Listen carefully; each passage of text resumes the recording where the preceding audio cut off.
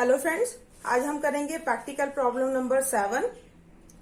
दिया हुआ journalise the following transaction in the books of Varun. हमको वरुण की बुक में एंट्री करना है, तो उसके लिए मैंने पहले फॉर्मेट बना लिया। इस तरीके से बनाएंगे। ये क्लास 11 बुक कीपिंग अकाउंटेंसी का चैप्टर नंबर 3 जनरल का है। पार्ट इसको मैं 2 पार्ट में कर रही हूँ क्योंकि क्वेश्चन थोड़ा सा लेंदी है। तो आज हम देखेंगे पार्ट 1 प्रैक्टिकल प्रॉब्लम नंबर 7। सबसे पहले आपको क्या लिखना है, सोल्यूशन करके इन द बुक्स ऑफ वरुण, जिसकी भी बुक का नाम दिया है जिसमें बनाना उसका नाम ऊपर लिखेंगे in the books of Varun, और फिर लिखेंगे जनरल एंट्री। फॉर्मेट बहुत सिंपल है, date, particulars, LF number, debit amount rupees में, क्रेडिट अमाउंट रुपीस में। तो चलिए स्टार्ट कर। पहला ट्रांजेक्शन दिया हुआ है, purchase machinery of rupees 95,000 and paid rupees 5,000 for freight. हमने इसमें क्या किया, मशीन परचेज की है और फ्राइट के खर्चे भी दिए 5,000। ठीक है, तो चलिए इसको स्टार्ट करते हैं। सबसे पहले हम यहाँ पे डेट के कॉलम में लिख लेंगे 2018। मेरी बुक थोड़ी सी पुरानी है, लेकिन आपके पास जो भी बुक रहेगा ट्रांजेक्शन सेम है, बस आप ईयर चेंज कर लीजिएगा। अक्टूबर 1। तो सबसे पहले इस ट्रांजेक्शन में क्या हो रहा है, हम मशीनरी परचेज कर रहे हैं। तो हमारी एंट्री क्या बन जाएगी, machinery account debit to cash account. अच्छा, नरेशन लिखना बहुत ही कंपलसरी होता है, इसके भी मार्क्स मिलते हैं। आप नहीं लिखेंगे तो कट जाएंगे। तो नरेशन आ जाएगा, being purchased machinery and paid freight rupees 5,000। ठीक है, देखिए मशीन परचेज करी थी 95,000 की, और उसने फ्राइट के एक्सपेंसेस भी जो है वो पेमेंट कर दिए। तो टोटल मशीन कितने की पड़ जाएगी आपकी, 1 लाख की। 95,000 प्लस 5,000 1 लाख। ठीक है, हम यहीं पे लिख देंगे क्योंकि मशीन तो करी पर उसको लाने ले जाने का खर्चा भी आप ही ने पे किया है। तो टोटल मशीन कितने की पड़ गई, 1 लाख की। आप सभी से रिक्वेस्ट है कि जो भी वीडियो को फर्स्ट टाइम देख रहे हैं वो पूरा एंड तक देखिए, जिससे कोई भी चीजें स्किप ना हो और आप आराम से एक ही बार में क्वेश्चन समझ जाएं। ठीक है, तो प्रॉब्लम नंबर ट्रांजेक्शन है आपका थर्ड दे रहे हैं, purchase goods for rupees 1,50,000 and amount paid by bank. हमने क्या किया है, कुछ गुड्स परचेज किए हैं और पेमेंट किया है बाय बैंक के थ्रू। तो हमारा थर्ड डेट है, थर्ड के लिए purchased account debit to bank account. Narration साथ में लिखते जाएंगे, being goods purchased and amount paid by cheque. ठीक है, चेक के थ्रू कर रहे हैं हम पेमेंट। जब चेक वर्ड आएगा तो हम बैंक का ही नाम लिखेंगे। अमाउंट दिया हुआ है 1,50,000, 1,50,000। ठीक है, अगला ट्रांजेक्शन दिया है डेट 6 के लिए, purchase laptop from Nagesh and company worth rupees 1,80,000 and 18% GST. इस क्वेश्चन में परचेज किया है लैपटॉप और जीएसटी भी निकालना है। तो सबसे पहले हम डेट डाल देंगे 6 के लिए। अच्छा, परचेज कर रहे हैं, सबसे पहले क्या परचेज कर रहे हैं, लैपटॉप। तो जो परचेज कर रहे हैं वो लिख लेते हैं फटाफट से, लैपटॉप अकाउंट डेबिट। देखिए इस क्वेश्चन में परचेज करना है और दूसरा चीज इसमें निकालना है आपको जीएसटी। जीएसटी निकालना हो, परचेज किया हो, तो हम क्या करते हैं, यहाँ पे लिखते हैं इनपुट। ठीक है, यदि सेल होता तो लिखते हैं आउटपुट, लेकिन इनपुट कब लिख रहे हैं, क्योंकि यहाँ पे हमने परचेज किया है। तो आ जाएगा input CGST account debit, input SGST account debit to, किसकी कंपनी है, नागेश की, Nagesh and company account. Narration लिख लेते हैं, फिर पूरा कैलकुलेशन आपको बताती हूँ। Being laptop purchase 18% GST। ठीक है, तो ये इंपॉर्टेंट है। तो चलिए अब सबसे पहले मैं आपको जीएसटी निकालना बताती हूँ कि कैसे जीएसटी निकालना है। तो मैंने हमेशा आपको बताया वीडियो में कि आप एग्जाम में दें, क्वेश्चन सॉल्व करें या आप अपनी नोटबुक में करें। हमेशा क्या करना है, आपको लिखना है वर्किंग नोट। ठीक है, वर्किंग नोट का मतलब यह है कि आप कैलकुलेशन कैसे कर रहे हैं सामने वाले को अच्छे से क्लियर हो जाए। तो सबसे पहले हम डाल देंगे, डेट है आपकी 6 तारीख की। ठीक है, 6 तारीख में आपने लिया है लैपटॉप। लैपटॉप कितने का परचेज किया है, 1,80,000। ठीक है, आपको इसमें क्या कैलकुलेट करना है, जीएसटी का रेट दिया है 18%। ठीक है, देखिए जब भी जीएसटी का परसेंट आया ना तो अधिकतर बच्चे इसी पे 1,80,000 का 18% निकाल देते हैं, वो टोटली गलत है। हमको कैसे कैलकुलेट करना है, जो भी आपको जीएसटी का रेट दिया जाएगा परसेंटेज, उसका जस्ट हाफ कर दो तो कितना होगा, 9%। 9%, ठीक है, 18 का हाफ करोगे क्या हो जाएगा, 9 + 9 18 होता है। उसके बाद पहले हम निकालेंगे CGST। अब निकलेगा आपका 1,80,000 का 9% और दूसरा निकलेगा SGST 1,80,000 का 9%। कितना आ जाएगा आपका, ये आ जाएगा आपका 16,200। 16,200 कैसे निकालेंगे, अपॉन में 100। ठीक है, 2 जीरो से 2 जीरो कट गए, 18 × 9 तो आपका आ जाएगा 16,200। ठीक है, इन सब का 1, 2 और 3 जो अमाउंट था लैपटॉप का फाइनल और कितना आप जीएसटी पे कर रहे हो वो, इन सब का हम क्या कर देंगे टोटल। तो टोटल हमारा आ जाएगा 2,12,400। ये फाइनल पेमेंट अमाउंट है हमारा। ठीक है, अच्छा आपको ये बता दूं सीजीएसटी और एसजीएसटी क्या होता है। ये जो 18% है तो उसका जो हाफ है वो सेंट्रल गवर्नमेंट को पेमेंट किया जाएगा और हाफ 9% स्टेट गवर्नमेंट को दिया जाएगा। आपने जो लैपटॉप लिया था 1,80,000 का, उसका प्राइस क्या है 1,80,000 पर जीएसटी लगने के बाद उसका प्राइस हो गया 2,12,400। अच्छे से क्लियर हो गया। अब हमने जो ये अमाउंट निकाला है इसको यहाँ पे हम पुट कर देते हैं। लैपटॉप कितने का था, 1,80,000 का। ठीक है, इनपुट आपका जो सीजीएसटी है 16,200। 16,200 आपका फाइनल अमाउंट जो पेमेंट होगा 2,12,400। ठीक है, यहाँ तक अच्छे से आपको क्लियर हो गया होगा। तो अगला क्वेश्चन ट्रांजेक्शन देखते हैं 10 के लिए।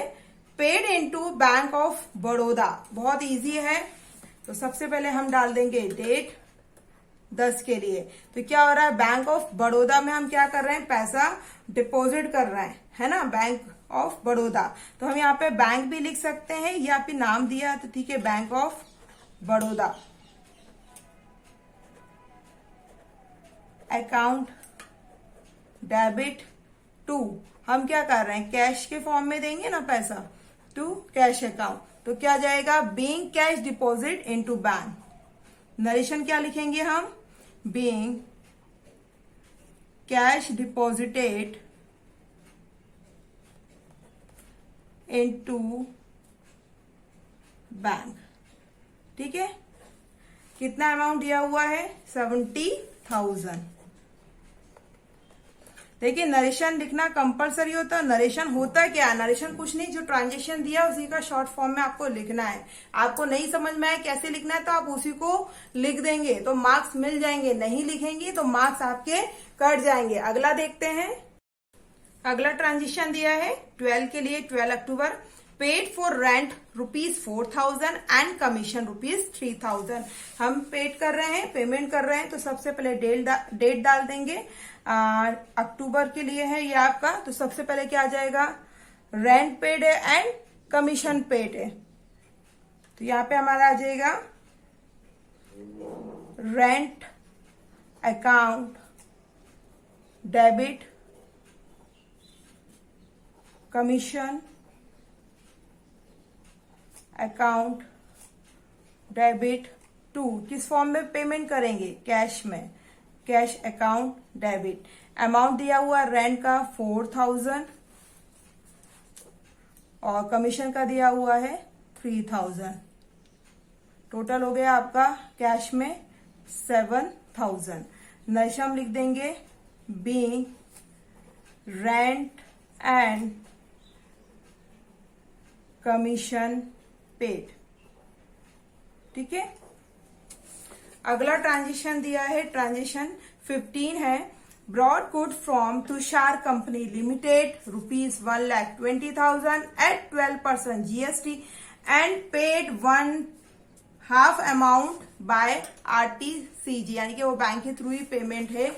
यानी कि इस क्वेश्चन में क्या कर रहे हैं, एक तो ब्रॉड गुड्स है यानी कि आपने कुछ परचेस ही किया। ब्रॉड गुड्स का मतलब होता है परचेस करना। तो 1,20,000 का परचेसिंग है, 12% का जीएसटी है और जो अमाउंट आएगा जीएसटी निकालने के बाद टोटल का हाफ अमाउंट वो पेमेंट कर रहा है बैंक के थ्रू। ठीक है, तो चलिए एंट्री बनाते हैं। सबसे पहले इसकी एंट्री बनेगी, उसके बाद हम देखेंगे इसका कैलकुलेशन। तो सबसे पहले हम डाल देते हैं डेट, तो 15 अक्टूबर परचेस कर रहे हैं, तो आ जाएगा आपका परचेस अकाउंट डेबिट। यदि कोई वस्तु का नाम या कोई गुड्स मशीन होता है या लैपटॉप वगैरह होता है तो हम यहाँ पे लिख देते हैं। जीएसटी निकालना है और परचेस की कंडीशन में क्या आएगा, इनपुट। इनपुट ही GST account debit, input S GST account debit. किसकी कंपनी है, तुषार कंपनी अकाउंट। और एक और क्या आ जाएगा, टू बैंक। बैंक वर्ड क्यों आ रहा है, क्योंकि इस ट्रांजेक्शन में क्या कर रहे हैं, वो हाफ अमाउंट भी पेमेंट कर रहे हैं बैंक के थ्रू और आधा तुषार देगा। ठीक है, इसलिए हमने यहाँ पे बैंक वर्ड आ रहा है। तो हम नरेशन पहले लिख लेते हैं, फिर करेंगे इसका कैलकुलेशन। तो नरेशन आ जाएगा being goods purchased from Tushar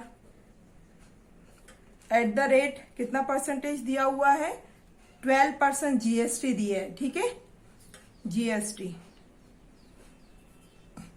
and half amount paid bye RTCGS। ठीक है, इतना। अब चलिए तो कैलकुलेशन करते हैं। कैलकुलेशन के लिए मैंने वो वाला पेज निकाल लिया है। डेट दी हुई है आपकी 15 तारीख की, 15 अक्टूबर। हमने क्या किए हैं, गुड्स परचेज किए हैं। कितने के किए हैं, 12 लाख के। ठीक है, तो 1,20,000। ठीक है, 1,20,000। हमको जो जीएसटी दिया हुआ है वो कितना दिया है, 12%। मैंने अभी आपको बताया जो भी परसेंटेज दिया जाएगा उसका हाफ कर देना, तो आ जाएगा 6% एंड 6%। ठीक है, तो अब हम निकालेंगे यहाँ पे पहले सी जीएसटी 1,20,000 का 6% और दूसरा आ जाएगा आपका एस जीएसटी, यानी कि स्टेट गवर्नमेंट को कितना देना है, 1,20,000 इंटू 6%, सेम ही आएगा आपका। ठीक है, तो दोनों में जो आपका जीएसटी है वो बराबर बराबर निकल जाएगा। तो कितना आ जाएगा, 2 जीरो से 2 जीरो कट जाएंगे, यहाँ 2 जीरो और 12 6 आपका आ जाएगा 48। ठीक है, सेम अमाउंट आएगा यहाँ पे भी और यहाँ पे भी, क्योंकि एक ही परसेंटेज है। इनको कर देंगे हम ऐड। ठीक है, तो कितना आ जाएगा आपका, नहीं सॉरी 12 इंटू 6, 6 तो नहीं 12 और 6 72 आएगा, सॉरी ये आ जाएगा आपका 72, ये आ जाएगा आपका 72, है ना। तो अब यहाँ पे टोटल कितना आ जाएगा आपका, 1,20,000 प्लस 7,200 प्लस 7,200। तो यहाँ पे आ जाएगा आपका 1,34,400। ठीक है, ये आ गया। अच्छा, इस ट्रांजेक्शन में क्या कह रहे हैं कि आधा अमाउंट वो पेमेंट कर दे रहे हैं, तो 1,34,400 का हम क्या कर देंगे, हाफ। ठीक है, यहाँ पे मैं स्टार बना दे रही हूँ। तो तो इस पे कैसे आ जाएगा, 2 6 12, 2 7 14, 2 2 4 0 0, तो आपका कितना आ जाएगा 27200। ठीक है,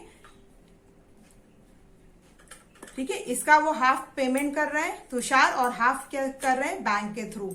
ठीक है, तो चलिए अब हम आंसर में इसको पुट कर देते हैं। तो परचेज कितने की हुई थी अपनी, 1,20,000।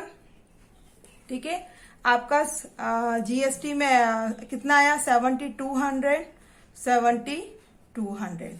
तुषार कितना देगा, हाफ अमाउंट। इन सबका मैंने टोटल करने के बाद जस्ट हाफ किया है, तो 67,200। ठीक है, अच्छे से आपको यहाँ पे क्लियर हो गया है।